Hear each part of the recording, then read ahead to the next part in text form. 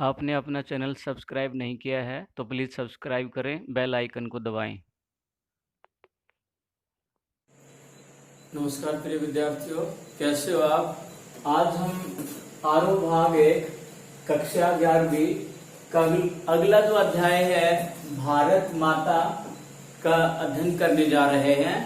भारत माता नामक इस पाठ के लेखक भारत के प्रथम प्रधानमंत्री पंडित जवाहरलाल नेहरू जी हैं। पंडित जवाहरलाल नेहरू जी के बारे में आप विस्तृत रूप से जानते हैं।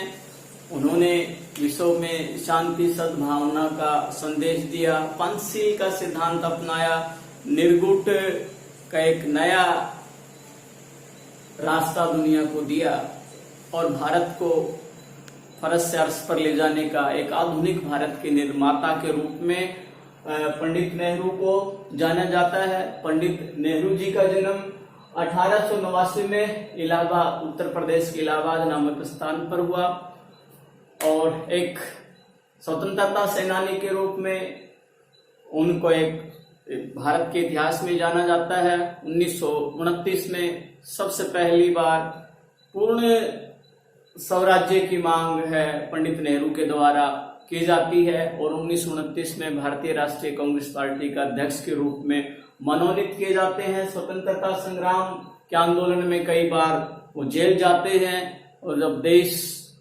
आजाद होता है तो भारत के प्रथम प्रधानमंत्री के रूप में नियुक्त होते हैं। समाजवाद उनकी विचारधारा है। भारत के राष्ट्रपिता महात्मा गांधी की विचार और विचारधारा से मुख्य रूप से वो प्रभावित रहे और इसीलिए उन्होंने शांति का संदेश दिया। उनके कुछ मुख्य रचनाएं हैं क्योंकि उनका लेखन कार्य में बड़ी रुचि थी। उनके पत्र, उनके भाषण आज भी भारत का जो संग्रहालय है उसमें विरासत के रूप में विराजमान है। उनकी जो कुछ मुख्य रचनाएं हैं उनके ऊपर हम चर्चा करने जा रहे हैं। मुख्य रचनाओं में मेरी कहानी, ये उनकी आत्मकथा है जिन्होंने मेरी कहानी के रूप में लिपिबद्ध किया है, लिखा है। ये उनकी आत्मकथा है। विश्व इतिहास की झलक, ये उनकी एक रचना है। राष्ट्रपिता, इसमें महात्मा गांधी के बारे में उन्होंने विस्तृत रूप से चर्चा की है। हिंदुस्तान की कहानी, ये उनकी रचना है। पिता के पुत्र, पत्र पुत्री के नाम, ये सारे भारत की यशस्वी जो लोकप्रिय प्रधानमंत्री श्रीमती इंदिरा गांधी को उन्होंने जब पत्र लिखे गए तो वो भी एक प्रकार से रचनाएं थी। तो पिता के पत्र पुत्री के नाम, ये उनकी जो रचना, उनके अंदर का जो कवि है, उनका अंदर का लेखक है, उन पत्रों के माध्यम से झलकता है। स्वाधीनता उनकी रचना है।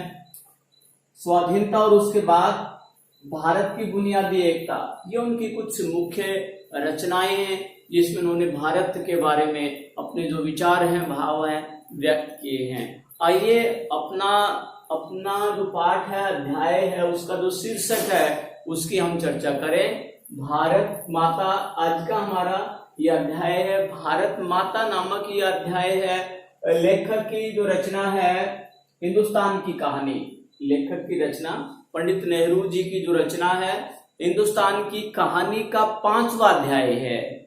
विद्यार्थी ध्यान से सुने। भारत माता नामक जो अध्याय है, पाठ है, यह हिंदुस्तान की कहानी का जो 5वां अध्याय है, 5वां जो अंश है उसमें से लिया गया है।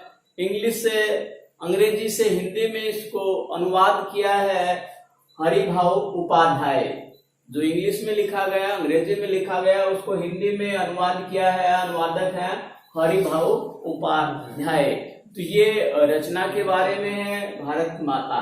अब ये जो भारत माता आया कहाँ से है, जिस प्रकार से हम इनकलाब जिंदाबाद का नारा बोलते हैं, हमारे सामने शहीद आजम भगत सिंह का चित्र आ जाता है, ठीक इसी प्रकार से तुम मुझे खून दो मैं तुझे आजादी दूंगा, ये नारा सुनते ही एकदम पूरा शरीर है उत्साहित हो जाता है, हमारा रोम रोम पराक्रम से भर जाता है, जोश से भर जाता है और हमारे सामने नेताजी सुभाष चंद्र बोस का चित्र सामने आ जाता है। ठीक इसी प्रकार से स्वराज्य मेरा जन्मसिद्ध अधिकार है, इसे मैं लेकर रहूंगा। लोकमान्य तिलक के जो भाव हैं, जो विचार हैं क्रांतिकारी, वो हमारे सामने आ जाते हैं। वेदों की ओर लौटो, भारत के युग प्रवर्तक स्वामी दयानंद सरस्वती जी का चित्र हमारे सामने आ जाता है। ठीक इसी प्रकार से भारत माता की जय, ये जो नारा है, ये जो स्लोगन है, इसके प्रति हमारे जो भाव हैं, हमारे विचार हैं, उसको लेखक ने विस्तृत रूप से इस पाठ में, इस अंश में चर्चा की है। तो आइए हम बात करें भारत माता। भारत माता हम किसी भी कार्यक्रम में कोई भी जलसा जुलूस है, कोई भी शुभ कार्य है जिसमें आम जनमानस की भागीदारी होती है, समाज और राष्ट्र से जिसका सरोकार होता है, तो सब मिलकर के भारत माता की जय, आप भी लगाइए भारत माता की जय, इस प्रकार से उद्घोष लगाते हैं, नारे लगाते हैं। और ये अब से ही नहीं, देश आजाद हुआ तब से नहीं, पहले से ही यह 8-10 दशकों से चला आ रहा है। तो इसके प्रति जो लेखक के भाव हैं, इसके प्रति जो लेखक के विचार हैं, उन विचारों को, उन भावों को इस पाठ के माध्यम से, हिंदुस्तान की कहानी का ये जो 5वां अध्याय है, इसके माध्यम से हमारे बीच में साझा किया है। साझा कैसे करते हैं इस पाठ को लेकर? पंडित नेहरू आजादी के लड़ाई में, जंग आजादी में अंग्रेजों से लोहा लेते समय, अंग्रेजों से लड़ते समय वो स्थान स्थान पर जल से जुलूस करते थे, धरना प्रदर्शन करते थे। और उनके जलसों में, जलसा मतलब जहां पर बहुत ज्यादा लोग इकट्ठे होते हैं, उत्साह का वातावरण होता है, कोई कार्यक्रम होता है, उसको यहाँ उर्दू में जलसा बोलते हैं। सेमिनार रूप में बड़ी बड़ी सभाएं होती हैं, उन सभाओं में हजारों हजार लोग इकट्ठे होते थे। तो अक्सर वहां पर लेखक जाते थे, लोगों से चर्चाएं करते थे, भारत के बारे में चर्चाएं करते थे, हिंदुस्तान के बारे में चर्चा करते। कोई हिंदुस्तान को कुछ समझता, भारत को कुछ समझता। तो इस प्रकार से लोगों के विचार लेते थे और लोग अपने विचारों को व्यक्त करने के लिए अक्सर पंडित नेहरू के पास आते थे। उनकी सभाओं में बहुत ज्यादा भीड़ होती थी। हिंदुस्तान या भारत एक ही बात है। भारत और भारत की संस्कृति से संबंधित है। भारत की जो सनातन संस्कृति है उससे लिया गया है। चक्रवर्ती जो भारत है, भारत, उससे ये भारत शब्द पड़ा है। इसका एक शाब्दिक और एक विस्तृत अर्थ है। तो इस प्रकार से लेखक बताते हैं कि उनसे तरह तरह की बातें होती हैं। लोग भारत के बारे में, हिंदुस्तान के बारे में अपनी बात करते हैं। लेकिन शहरों में जो लोग हैं अपने ही गिजा तक सीमित रहते हैं। गिजा उर्दू का शब्द है, अपने ही साजो सामान, एक प्रकार से खाद्य पदार्थ के शहरी लोग हैं, वो अपने तक ही सीमित रहते हैं। वो किसी विशेष चर्चा में शामिल नहीं होते। लेकिन लेखक है, जब गांव में जाते हैं जलसे जुलूसों में, तो लोगों का एक हुजूम, एक बड़ी भीड़ देखने को मिलती है। वो अपनी समस्याएं लेकर के आते हैं। लेखक अपने भाव और विचार हैं उनसे साझा करते हैं। जब उनसे बातें होती हैं तो अपनी समस्याएं बताते हैं। जमींदारों की समस्या है, बेरोजगारी की समस्या है, लगान आदि की समस्या है, दूसरे प्रकार के जो कर है, लगान है, जो भी समस्याएं हैं, किसानों की समस्याएं हैं, लोग अपनी अपनी समस्याओं को पंडित नेहरू से साझा करते हैं और उनसे अपने विचार हैं, पंडित नेहरू हैं, वो अपने विचार प्रकट करते हैं कि किस प्रकार से वो भिन्न भिन्न देशों में जाते हैं, वहां की संस्कृतियों के बारे में लोगों को बताते हैं। क्योंकि पंडित नेहरू को लेखन में विशेष रुचि थी, स्वाध्यायशील रहे हैं। तो भारत के जो पौराणिक कथाएं हैं, भारत के जो उपनिषद हैं, भारत के जो ग्रंथ हैं, उनका भी अध्ययन किया है। तो उनके बारे में भी लोगों को एक साझा सांस्कृतिक जो भारत की विरासत है, धरोहर है, उसके बारे में लोगों को बताते हैं और उनको एक अच्छा जीवन व्यतीत करने के लिए प्रेरित करते हैं। और लोग भी उनके विचारों से सहमत होते हैं, अपनी बात उनके आगे रखते हैं। इस प्रकार से आपको पता है कि एक समाजवादी विचारधारा को लेकर के अक्सर पंडित नेहरू हैं, वो लोगों से मिलते थे, अपने विचारों को साझा करते थे। और जब उनको जलसे जुलूस में जाते थे तो उनको बताते थे कि किस प्रकार उन्होंने स्पेन, अबिसिनिया, पुर्तगाल है, कंबोडिया है, यहाँ तक कि यूरोप के जो देश हैं, अमेरिका, उन्होंने किस प्रकार से तरक्की की है, उनके किस प्रकार के भाव हैं, विचार हैं, वो भी लोगों से साझा करते हैं कि हमें अपने जीवन दर्शन को किस प्रकार से बदलना है, उन लोगों के तरक्की करने के क्या कारण है, इस प्रकार से वो बातें करते थे। उसी बातों के दरमियान में जब वो जुलूसों में जाते थे तो उनको देख करके लोग उत्साहित होकर के भारत माता की जय, भारत माता की जय, इस प्रकार के नारे लगाते थे।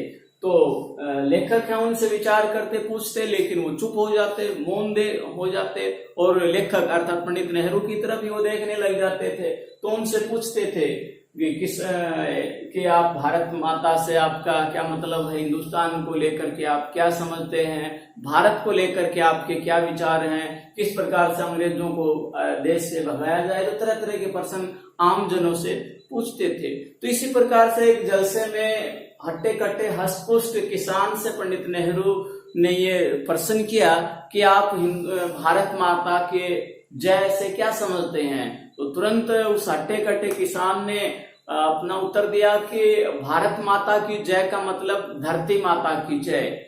उन्होंने इस प्रकार से उत्तर दिया, तो ये बिल्कुल सही था। दूसरे लोगों ने भी कहा कि यहाँ के जो नदी नाले हैं, झरने हैं, तालाब हैं, वो सारे मिलकर के भारत माता है। तो ये भी बात सही है, क्योंकि जितने भी नदी नाले, झरने, पर्वत, तालाब हैं, वो पूरी जो हमारी धरती है वो भारत माता की धरती है, जहां से हमें शुद्ध हवा मिलती है, अन्न मिलता है, जल मिलता है, जिससे हर भारतीय का भरण पोषण होता है। तो लोग अपने विचार लेखक के सामने प्रस्तुत करते। तब लेखक ने भारत माता का जो विस्तृत रूप है उसके बारे में बताया, लोगों को अवगत कराया कि भारत माता की जय का मतलब धरती माता, ये सही है। यहाँ के जितने भी पर्वत हैं, नदियां हैं, पहाड़ हैं, वो भी भारत माता है, वो सही है। लेकिन एक बड़े रूप में, एक विस्तृत रूप में भारत माता की जय का मतलब भारत की इस भूमि पर, भारत की इस धरती पर जितने पेड़ पौधे, नदी नाले हैं, उनकी जय के साथ साथ भारत के प्रत्येक भारतवासी की जय। इस प्रकार से भारत माता का जो विस्तृत रूप है, जो व्यापक रूप है, ये है। तो लोग एकदम अचरज से, हैरानी से, अचंभे से इस बात को सुनते और मानते कि हम तो केवल धरती को ही या धरती के विशेष टुकड़े को ही भारत माता के रूप में जानते और समझते थे। कुछ लोग हैं केवल अपनी जन्मभूमि, एक भूमि के टुकड़े को ही भारत माता के रूप में मानते। फिर जन्मभूमि के बारे में लेकर प्रश्न करते कि कौन सी जन्मभूमि, या आपके गांव की जन्मभूमि जहां आपका जन्म हुआ है, या शहर की, या जिले की, या आपका जो सूबा है या प्रदेश है, या पूरे कौन सी जन्मभूमि से आपका क्या मतलब है। तो तरह तरह के प्रश्न है, अब अपने जलसे जुलूसों में लोगों से मिलते थे तो करते थे। संक्षेप में लेखक का यही मानना है, हम सबको यही संदेश देना था पंडित नेहरू का कि भारत माता की जय का मतलब है कि भारत में रहने वाले हर नागरिक की जय हो, विजय हो, वो हमेशा तरक्की करे, उन्नति करे, वो हमेशा उत्साह में रहे। इस प्रकार से भारत माता की जय है, इसका अर्थ है। लोग इसको अचंभे से सुनते, हैरानी से सुनते और इसको साक्षात भी करते। तो इस पाठ में लेखक का जो मुख्य नजरिया है वो यही है कि जब भी हम भारत माता की जय के नारे लगाते हैं, वो पूरे भारत को एक कर लेती है। चाहे ऊपर से हम देखें कि जम्मू कश्मीर से लेकर कन्याकुमारी तक, अटक से गुजरात से लेकर के पूरा सौराष्ट्र, गुजरात से लेकर के पूरा हमारा असम का जो क्षेत्र है, पूरा जो भारत है, विस्तृत भारत है, वो सारा का सारा उसमें शामिल हो जाता है। सारे धर्म मजहब के लोग, सब क्षेत्र के लोग हैं, मिलकर के वो संगठित हो जाते हैं और ये भारत माता की जय है, ये हमारी एकता को, अखंडता को दर्शाने वाला है। इस प्रकार से पंडित नेहरू वे लोगों से मिलते और उनको इस प्रकार से प्रेरित करते कि हम सब मिलकर के अंग्रेजों से भारत माता को मुक्त कराएं, आजाद कराएं और हम मिलकर इस लड़ाई को लड़ेंगे, तभी भारत माता की जय का जो नारा है, स्लोगन है, यह साकार होगा, हम इस मिशन में कामयाब होंगे। इस प्रकार से तरह तरह जहां भी जाते लेखक लोगों को प्रेरित करते और उनमें एकता के बीज बोने का कार्य करते। तो इस पाठ के माध्यम से, भारत माता नामक इस अध्याय के माध्यम से लेखक का जो संदेश है हम सबको यही है कि भारत माता की जय के नारे का शाब्दिक और भावार्थ भावार्थ को जन जन तक पहुंचाना, इसका जो भाव है, इसका जो विस्तृत व्यापक जो अर्थ है, उस व्यापक अर्थ को है जन सामान्य के अंदर उसको समाहित करना है। और इसके द्वारा वो क्या चाहते हैं, इसके द्वारा चाहते हैं कि भारत की एकता व भाईचारे की भावना को मजबूत करना है।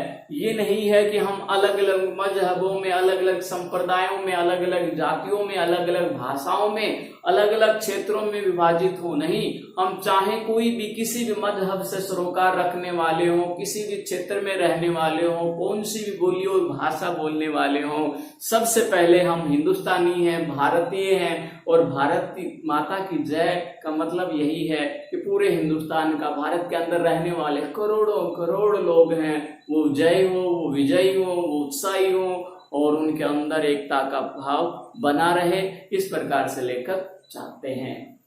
तो ये जो पाठ है हिंदुस्तान की कहानी का 5वां अध्याय, और इसमें लेखक ने भारत माता की जय का जो नारा है उसके बारे में अपने भाव हैं उस समय लोगों के बीच में साझा किया। प्रिय विद्यार्थियों, इस प्रकार के जो नारे हैं प्रार्थना सभाओं में, सामाजिक राष्ट्रीय सरोकारों में आज भी हम लगाते हैं। ये उसी समय की ये बुनियाद है, उसी समय का आधार है। जंग आजादी में लड़ने वाले चाहे नेताजी सुभाष चंद्र बोस है, शहीद आजम भगत सिंह है, राम प्रसाद बिस्मिल है, जितने भी बड़े बड़े क्रांतिकारी हुए हैं, उन्होंने भी मुगलों से अत्याचारों का बदला लेना हो या अंग्रेजों से भारत को मुक्ति दिलाने की बात हो, तो इस प्रकार के नारे हैं वो लगते रहे हैं। आजादी के बाद भी वो नारे आज भी जीवित हैं और हर भारतीय के अंदर एक उत्साह, जोश, शौर्य और पराक्रम भरने का कार्य करते हैं। तो हम जब भी भारत माता की जय के नारे लगाते हैं तो हमारे अंदर एकता, अखंडता, सौहार्द, सद्भावना की भावना जागृत होती है। हम एक होते हैं और उसी एकता के बारे में, उसी सद्भावना के बारे में लेखक ने इस अध्याय में अपने विचार प्रकट किए हैं। मुझे पूरा विश्वास है कि यह अध्याय आपको समझ में आया होगा। आप जब आप प्रार्थना सभाओं में ये नारे लगाएं तो जोश के साथ अपनी एकता, भाईचारे का और देश की अखंडता का संदेश दें, यह लेखक का मानना है। आज के लिए इतना ही, और साथ में दूसरे प्रकार के जो स्लोगन है, नारे हैं, उनके बारे में भी आप याद करें, अपनी अभ्यास पुस्तिका में लिखें कि किस किस ने कब कब कौन कौन से नारे लगाए थे और उन नारों का क्या अर्थ है, ये भी आप अपने अभ्यास पुस्तिका में लिखेंगे। तो इस पाठ के जितने भी अभ्यास के प्रश्न हैं और अति लघुत्रात्मक प्रश्न हैं वो छाट करके वीडियो के माध्यम से आप उनको अपनी अभ्यास पुस्तिका में लिखेंगे। तो आज के लिए इतना ही। जय हिंद, जय भारत।